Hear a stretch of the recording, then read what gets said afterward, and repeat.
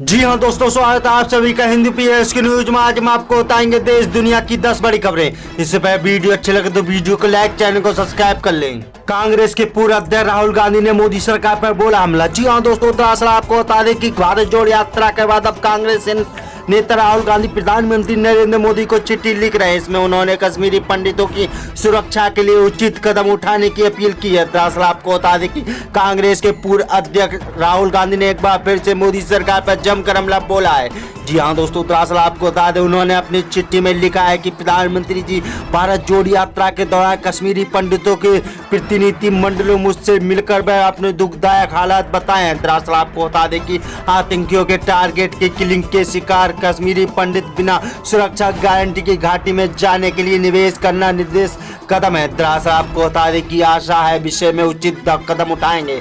दरअसल आपको बता दें सीधुआर के साथ उन्होंने लिखी चिट्ठी में शेयर किया है। कांग्रेस नेता द्वारा शेयर की गई चिट्ठी में 2 फरवरी को की गई है। इसमें से उन्होंने प्रधानमंत्री नरेंद्र मोदी को ध्यान में कश्मीरी घाटी के व कश्मीरी पंडितों के समुदाय के जी हाँ कराया है। उन्होंने लिखा है कि हाल ही में दिनों में घाटी के आतंकियों द्वारा किए गए कश्मीरी पंडितों के अन्य लोगों की हत्या के कारण भय और निशान में माहौल बना हुआ है। दरअसल आपको बता दें अपनी चिट्ठी में कांग्रेस नेता राहुल गांधी ने पूरे भारत को वह प्रेम एकता के सूत्र में, जी हाँ दोस्तों, दरअसल आपको बता दें भारत जोड़ यात्रा में जम्मू में पड़ाव में कश्मीर पंडितों को एक प्रतिनिधि मंडल ने अपनी समस्या को लेकर मुझे मिला है। दरअसल आपको बताया उन्होंने बताया कि सरकार के अधिकार उन्होंने कश्मीरी घाटी में वापस काम करने पर जाने के लिए मजबूर कर रहे हैं। जी हाँ दोस्तों, दरअसल आपको बताया राहुल गांधी ने आगे लिखा है कि ये हालात सुरक्षा और सलामती की पक्की गारंटी बिना उन्होंने जी हाँ दोस्तों, दरअसल आपको बता दें घाटी में काम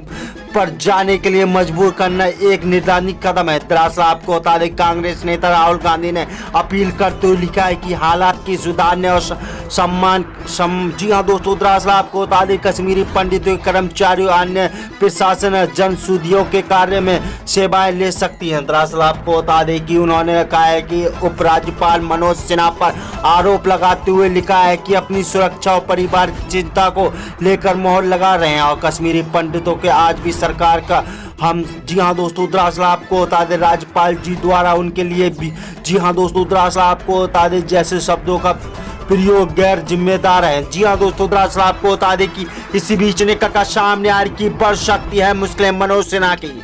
उत्तर प्रदेश के पूर्व मुख्यमंत्री अखिलेश यादव ने योगी सरकार पर बोला हमला। जी हाँ दोस्तों, दरअसल आपको बता दें उत्तर प्रदेश में एमएलसी चुनाव को लेकर समाजवादी पार्टी को अब 5 सीटों पर 1 सीट पर जीत नहीं मिली। जी हाँ दोस्तों, दरअसल आपको बता दें भाई एमएलसी चुनाव में सपा की हार के बाद सपा अध्यक्ष अखिलेश यादव ने पहली प्रतिक्रिया आई है। दरअसल आपको बता दें कि हरदोई के हरपालपुर में एक निजी कार्यक्रम में पहुंचे अखिलेश यादव ने इसकी प्रतिक्रिया के देते हुए कहा है कि बीजेपी बेईमानी कर रही है। दरअसल आपको बता दें बेईमानी की बधाई एक दूसरे को दे रहे हैं। पूर्व सीएम अखिलेश यादव ने एक बार फिर से योगी सरकार पर जमकर हमला बोला है। इससे पहले भी उन्होंने चुनाव में व जिला पंचायत चुनाव में कीमत लगाई गई और ब्लॉक प्रमुख में पर्चे नहीं भरवाने के दिए गए।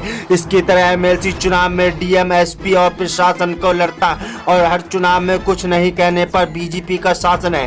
दरअसल आपको बता दें वहीं सपा अध्यक्ष अखिलेश यादव ने अपने मन से ही वोट डालने और उस पर डालने नहीं दिया जाता। इसके साथ ही उन्होंने सपा अध्यक्ष और बीएसपी सुप्रीमो मायावती द्वारा किए पलटवार करते हुए कहा है कि बीजेपी होशियार पार्टी है जिनके जवाब में वही नहीं देना चाहती है और दूसरे दल आगे करती है। दरअसल आपको बता दें इसी बीच ने कहा सामने आ रही एमएलसी चुनाव में बरेली, मुरादाबाद, खंड स्थित सीटों पर गोरखपुर, फैजाबाद, जी हाँ सीटों पर कानपुर, उन्नाव और जी हाँ झांसी, इलाहाबाद, शिक्षण। जी हाँ दोस्तों, दरअसल आपको बता दें बीजेपी ने शानदार जीत दर्ज की है। वहीं दूसरी तरफ से कानपुर शिक्षण खंड की सीट पर निर्दलीय प्रवासी राज बहादुर चंदेल जीत की दर्ज की गई है। 5 सीटों पर हुई चुनाव में सपा एक भी सीट जीत नहीं मिली। जी हाँ दोस्तों, दरअसल आपको बता दें कि इसी बीच निकल कर सामने आ रही की बड़ शक्ति है मुस्लिम विधान परिषद। इन 5 सीटों पर कुल 63 उम्मीदवार मैदान में थे। इनमें से 3 को निर्वाचक क्षेत्र में 44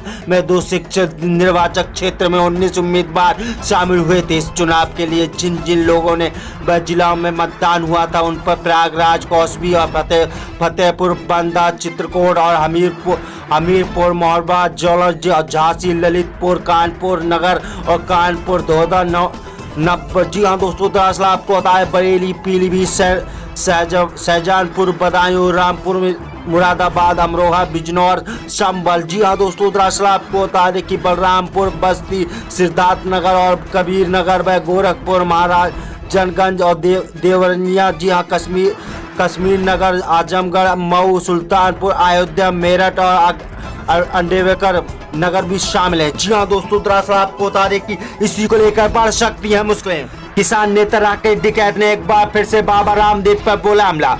जी हाँ दोस्तों, दरअसल आपको बता दें योग गुरु बाबा रामदेव के द्वारा नमाज पर दिए गए विवादित बयानों पर बवाल खड़ गया है। इसको लेकर भारतीय किसान यूनियन के राष्ट्रीय प्रवक्ता राकेश टिकैत ने अपनी प्रतिक्रिया दी है। राकेश टिकैत ने कहा है कि रामदेव काम योग का है, वो योग के लिए जाने जाते हैं और उन पर किसी का काम करना चाहते हैं, उन किसी तरह के बयान नहीं देना चाहिए। इसके साथ ही राकेश टिकैत ने कहा है कि रामदेव इस तरह के बयान न देने के लिए कहा है। दरअसल आपको बता दें भारतीय किसान यूनियन के राष्ट्रीय प्रवक्ता राकेश टिकैत ने बाबा रामदेव द्वारा समाज पर दिए गए बयानों की प्रतिक्रिया देते हुए साफ तौर पर कहा है कि इस भाषा का इस्तेमाल नहीं करना चाहिए। जी हाँ दोस्तों, दरअसल आपको बता दें कि विकास की बात करें तो उनके पास योग का कहना है, बता दें कि उसी की बात करें तो उन पर बयानों पर नहीं देना चाहिए।